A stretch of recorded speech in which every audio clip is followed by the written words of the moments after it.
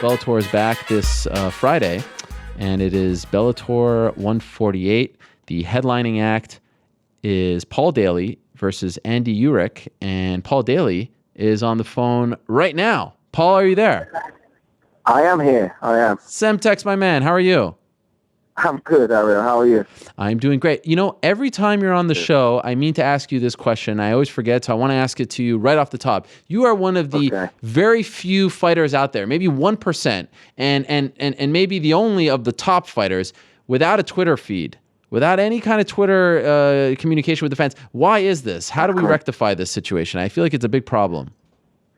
I'm just not feeling Twitter. I'm not feeling Twitter or an Instagram or anything like that. I'm like Facebook. I call it old school. I just stick to Facebook, and if anyone wants to get at me, I'm frequently on there. You can get at me directly. I don't need a Twitter. I don't need an Instagram. I feel like I'm getting pressured into it, though. I do get a lot of people asking me and pushing me in that direction, but I'm just not feeling it. I got to tell you, I want to take credit for the guy who gets you on Twitter, so that's why I want to put pressure on you. I will say this, though. No, that's cool. You are prolific on Facebook. You're always giving nice updates there. You talk a little smack. I do like you on Facebook very much, but I feel like forget about Instagram. Can we just get an at Semtex MM? I mean, I just feel like Paul Daley on Twitter would just kill it. Okay, I'm going to take it into consideration. Oh, okay. And if I make the transition, it's all down to you. All right, you give me a shout out. First tweet, I want a shout out. All right. Definitely. Okay. All right. So you're in the United States. You're getting ready for this fight. It takes place, like I said, on Friday in Fresno, California. And the reason why this fight is taking place in Fresno is because that's Josh Koscheck's backyard. He was supposed to be on the card. Yeah. He's not fighting on the card. Does this piss you off? Yes, it does piss me off. It's very strange. And, I think the people of Fresno need to be asking why their hometown MMA star is not headlining a card. Bellator needs to be asking why they put this effort into promoting a card in Fresno for Josh Koscheck to pull out with a nondescript injury called lost my balls otitis and scared of losing against a lesser opponent. And they have to fire a guy all the way from England to headline a card in Fresno. That's really strange. So you think that's it? You think he's not really injured? He just pulled out for whatever reason? Well, there's been no description of this injury at all. He has been on a losing streak. His opponent, as is mine, not the biggest name in mixed martial arts. And maybe he was just either not motivated, or he was just scared to lose, which would make sense. What did you make of the decision to not book you guys right off the bat? Because imagine he goes in there, and you know what happens in this sport. He can lose. I feel like that takes the luster away from this potential rematch. Did you feel like they were playing with fire when you found out that you guys weren't going to be booked against each other? Yeah, but I'm for the Koscheck fight because it's going to do good things for my bank balance as far as contracts go. But I'm not really keen to check. I'm never really chasing the fight. I'm pulling the fight along because I know Bellator really want the fight to happen. It's a popular fight. It's a popular rematch, but I'm happy just to be fighting. And that's about it.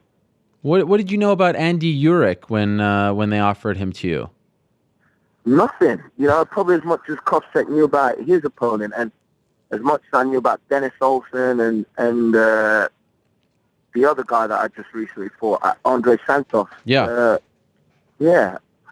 I'm just a fighter. I fight whoever's in front of me, so it doesn't matter too much to me. I've got 100% belief in myself, and I know I'm gonna win. So unlike Koscheck, I can enter these fights with complete confidence instead of pretending to be injured. But if it's someone like Koscheck, even though you think you're going to win, I mean, I feel like that gets your fire burning inside. It gives you motivation. When you're fighting a guy that you've never heard of, up until the point that they offer him to you, is it hard to get motivated for a fight like that? It's never hard for me to get motivated to fight because, at the end of the day, I'm going to be in a cage with someone that's there to do me damage. So to get motivated to fight, to defend myself is nothing, because that's why I started martial arts, is to defend myself. But there is an extra motivation when you're fighting somebody that people have heard of. Yeah. Whether it's motivation or pressure. Everyone knows Josh Koscheck, so maybe it's not motivation, but it's pressure. Everyone's out. People's eyes are going to be on the fight. So there's a little added pressure that kind of spurs you on in training camps. But for me, I know that the opponents that I have, because I'm such a prolific knockout artist, I know they're going to be the best version of themselves, because it's a horrendous thing to imagine to go into a cage with somebody with such a high knockout percentage and knowing that if you're going to lose this fight, it's going to be by knockout. Especially if you've never been knocked out before. You don't know if it's painful. You don't know if you're going to get serious brain injury or whatever. So I know that people prepare hard when they're fighting for me because of that fear, because of the fear of being knocked out. So it's a motivation for me to know that I will always face the best version of my opponent, whoever it will be. At this point, what do you think? Do you think the Koscheck fight ever happens? I think it will happen. If I know Bellator want it to happen, I'm happy for it to happen because of the financial benefits. It's pretty much all down to Koscheck. I seem to be doing a lot of interviews talking about the rematch. I see a lot of the interviews that I'm doing talking about the rematch, but I ain't seen shit from Koscheck. So I don't know. Does he really want the rematch, or is he just, trying to keep relevant or have something on the side? Should he run out of money in retirement or whatever? I don't know. What gets you fired up more? You get by this guy on Friday, Ulrich, a Koscheck rematch or a title fight? That's a difficult one. Like I say, I don't know. Maybe the financial benefits of the Koscheck fight might be a big factor in my preparations and the motivation behind it. But being a champion will also bring that prestige and money, if not as immediate as a Koscheck fight. I'm not bothered, in all honesty, to make it simple. Whoever, it doesn't matter. Wow, so you actually get paid more for the Koscheck fight? I don't know how much I'm allowed to say. Oh, I don't know why what not? the protocol is. I don't know if I'm allowed to say yes or no, but I don't know. I'm going to dodge that question. Well, because, you don't have to dodge anything. You're Semtex. You say what you want. That's true. Well, there is some money on the back end of the Koscheck fight that there probably wouldn't be on a title fight. Well, speaking of playing with fire, what's taking so long for you to get a title fight? I feel like you've been around Bellator long enough. What's going on here? I know, me too. I'm 3-0. 4-0 if you include the kickboxing fight. I have a solid win streak that I've built up. I don't see anybody else out there who should be challenging for the belt. So I don't know what's taking so long. But you never know what the guys at the top are thinking. You never know. That's true. What the bigger picture is. I don't know where they're going with this whole thing. I know they like Brendan Ward. I know they're big fans of his. I know he's been talked up for a title shot. I think it's whoever's flavor of the month. I don't know. How do you like the new era? I know you were just a cup of coffee in the old era, but yeah. Are you happy with Scott and the new guys that have come in? Yeah, I love Scott. He's done great things, and I enjoyed my time with him over at Strikeforce, and I'm happy he values me as a fighter, and it shows with the way I'm being treated. And he gives me these big opportunities. I've always been in big fights when I'm fighting with Scott, Dwayne Ludwig, Scott Smith, Nick Diaz, Tyron Woodley, Kazuo Masaki. He always gives me the big fights, and I think that has played a big part in me being where I am now. It's elevated my skill set and my belief in myself that I can go in there with these higher echelon fighters, and now I'm there. I'm in the same league as these guys. Where did you train for this fight? I train in the same place. I train at 90% of my fights, which is at my gym in Spirit Dojo in Nottingham. I call guys in that I think fit the mold of the guy that I'm fighting.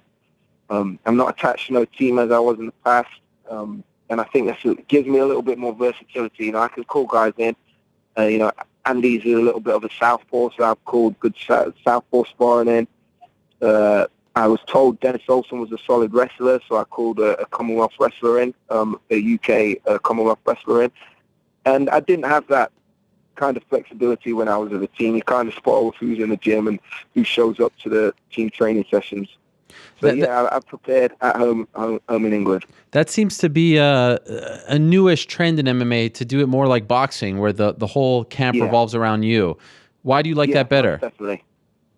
So just exactly the reason in the question, because the whole camp revolves around me, you know. Everybody's focused, coaches, sparring partners, is to make sure that I'm in the best possible shape and sharpness to beat the guy that I've been, you know, chosen to face. Like I say, I've been with teams in the past. I've been to various gyms around the world and see how they operate, and it just works better for me, just to be the main focus and to get things specifically geared towards the type of guy that I'm going to be fighting. So Nottingham to Fresno, that's quite the trip. You must be even more annoyed that you have to make such a long trip for a fight that he's not even fighting in. Yeah, most definitely. You know, it's not fucking good. You know, I don't like Koscheck, and you know, I'm fed up of calling him a dick. I need to find a better word for him than just dick, because the guy's, I've got one, arsehole is a complete arsehole, as we say. And yeah, you know, it is what it is. But I'm here and I'm getting paid for it, and I love Bellator and I love fighting. It's another opportunity for me to go out there and, you know, take somebody's head off. I don't know if you pay attention to the MMA news, but I feel like there's a potentially very interesting fight out there for you, looming out there. Benson Henderson is a free agent. He's fought at 170. He's had success. Yeah. Is this something that you're getting excited about? Potentially, we know that, you know, Bellator is interested. What do you think?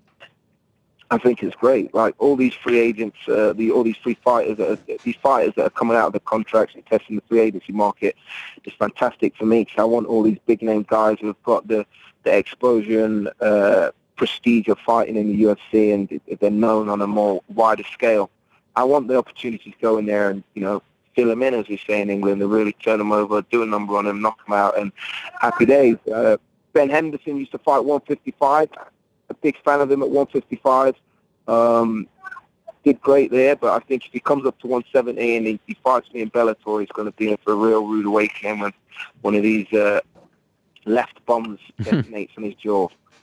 Have you called your friend Scott and said, yeah, you got to sign this guy? This gets my juices flowing. I get excited about a fight like this. Have you tried to campaign for them to sign Benson Henderson? I haven't. I kind of jumped over the 155 guys coming up to 170, and I heard Wanderlei was free on the free agency market. I don't know if that's true or not, so I just went directly to Wanderlei. You know, that shows the type of character I am. I don't want to be beating up a little 155 guy. Oh. I'm going for the big fish, the big dog. I went for Wanderlei. You know, at 185, I sent Scott an email directly to him. His response was, "Isn't he a little big for me?" And I said, "Hell no. You know, I'll fight him at 185, no problem. If you know, he comes to Bellator." So that's the fight I'm really after. Wow. Not just Koscheck and little 155 of Ben Henderson. I'm going for the big dog, the axe murderer, pride champion, you know, one of the meanest guys in sport. That's the fight that I'm really after. And what did Scott say? Is he interested? Like I said, he just said, "Don't you think he's a little bit big?" Yeah, but then once you convinced him. A little bit big. Don't you think he's a little bit big for you? And I was like, hell no. Yeah, I'll take the fight. If you make the fight, I will duly accept it. He has to, you know, get through some stuff with the Nevada Athletic Commission. Yeah. He is a free agent per se, but no one's gonna, you know, have him fight in the United States until that's cleared up. So you might have some time, but that says a lot. Would you fight him at 185? Yeah, the hell, yeah. Okay. Why not? You know, Scott Smith used to fight 185 and he beat Kong Lee at 185. I knocked him spark out.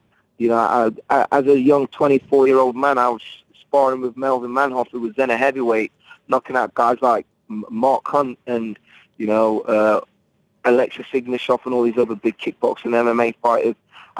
You know, I only spar with bigger guys because of my punching power. I don't mess with the little guys, you know. Okay. By the way, speaking of you know, your training and your punching power, Tyson Fury, who is now the heavyweight champion, you used to train with him, right? No, I didn't. I don't know where that information come from. I didn't used to train with Tyson Fury. It kind of got, I don't know. I've been to Romania, to a gym in Romania, and trained with some of the guys out there who were sparring partners of Tyson Fury, guys like Benjamin Adebuyu of Glory. Yeah. You know, I've been to Romania, I've trained and sparred with these guys, and But I haven't been to the gym in Bolton and trained with Tyson Fury now. Never before. I had him on the show like a month ago, right after he won the belt. And I feel like he told me that he used to be in the same gym with you and Dan Hardy back in the day. None of that ever happened? No, I think he's just fabricating some stuff. He does that, though. But he's a cool guy. I like Tyson Fury, but I've never been around the guy. Oh, he's not a huge fan of MMA. I don't know if you've heard his comments on the sport. Yeah and no. I know he's not a big fan of it, and he would have said some kind of, things to put the MMA fighter down, but that's just his character. He's extremely entertaining, and he's bringing more eyes to MMA, so I would allow him to keep talking and making those comments. By the way, where are you at with kickboxing these days? I hear there's a big announcement that Bellator are going to make with regards to some kind of kickboxing promotion, and should that happen, and if it happens, I'll definitely be part of that roster. And if it doesn't include guys from the likes of Glory and stuff like that, then it won't be too long before I'm the champion. If it includes the likes of guys like Holskin that have to come in and fight it out, then it might take a little longer for me to be the champion. I'll let them kill each other off, and then I'll sleep up afterwards. So you still want to dabble in both sports? I'm definitely going to be dabbling. I'm not just dipping my toes in the water of kickboxing. I'm fucking diving right in there. Oh, any chance you take a break from MMA for this? I don't think so, because if it happens the way it's supposed to be happening, it should run smoothly alongside each other. What are you telling me here? I don't know what you're saying here. What are you saying? I don't know. I don't know if I'm allowed to say too much, but again, you're Semtex. There's an announcement to be made soon, and it will. It's a big announcement. Oh. And there's a big announcement to be made, and I'll be involved in the mix. That's all I'm going to say. I'm in the mix of this. In the mix. To steal a phrase from Dana White, your friend Dana White. Yeah, my friend. When is that announcement happening? I'm not sure as to when the announcement is happening, but I've been. You've been doing summoned. A few interviews which incorporates, questions that will lead into this announcement. Interesting. Well, that's interesting. Very interesting. But you're no longer with Glory, right? You don't fight for Glory. You don't have a contract with them. I don't have a contract with Glory. As far as kickboxing is concerned, I'm just a free agent. And how's the weight cut for this fight? The weight cut's great. It's gone really good. Like I say, I'm being looked after. I'm getting out here in plenty of time, unlike with other promotions. I've been here for a few days now. The way like now the attention's all on me in training camp. Things like the weight cut and everything. It's been going real smoothly. So yeah, the weight's perfect. Good to hear. All right, so it all goes down this Friday on Spike TV. It's the return. Paul Semtex Daley, he fights Andy Ulrich in the main event. No Josh Koscheck on this card, even though they're fighting in Fresno, which was for Josh Koscheck. He is injured. He is out. That's what they told us. Final thing, Paul, and as always, it's great to talk to you. When are we getting the knockout in this fight? What are we thinking? Are we thinking first round? What are you thinking? It depends what he runs onto. I don't know how this guy's going to, when people are in there against the punch, they do weird things. So should he come and run out and try and trade it, it will be over pretty quickly. So, but I think it could go to the second round. Oh, really? Okay. Before he gets knocked out. Yeah, he's going to stand up a little bit and be a little bit nervous. I might touch him with a shot, a jab, and then we'll be running for the rest of the first. And then come the second round, I will put the pressure on him and I will crush it. And you are in the United States and you're on the West Coast, correct? Yes, that's correct. I'm in the studio right now, feeling real showbiz. Aspiring Studios in L.A. And, I'm being told I've got to go, which is also pretty showbiz. So it is 11:05 Pacific time. I'm giving you around 3 hours to get that Twitter feed up, all right? Okay, look out for it. Okay, what kind of name are we going to shoot for? Actually, don't tell me. I don't want someone to steal it. Okay. I have no idea. Fair enough. Paul, a pleasure as always. Good luck in the fight on Friday. Nice one, Ariel. Thank you, mate. There he is. Cheers, bye-bye. Paul Semtex Daley. Always great to catch up with him. Main event, Friday, Spike TV, Andy Ulrich. Like I said, they were trying to have both him and and Koscheck on the show together. And Koscheck is from the Fresno, California area, but unfortunately he had to pull out of the fight, so that little mini tournament is no more. I kind of feel like they're playing with fire. Just give us the fight. That's kind of the reason why you signed him, I would think. But maybe he wanted to get his feet wet, get a win under his belt, get rolling again. Paul is on a 4-fight winning streak. Prior to that, he had won 4 in a row before losing to Alexander Yakovlev, which actually got Yakovlev into the UFC. So he's won 8 of his last 9, rolling as of late. A lot of TKOs, a lot of KOs, a lot of finishes. Always fun to watch him in action. Interesting comments there about not only Wanderlei Silva, but also a potential Bellator kickboxing promotion. That is very interesting.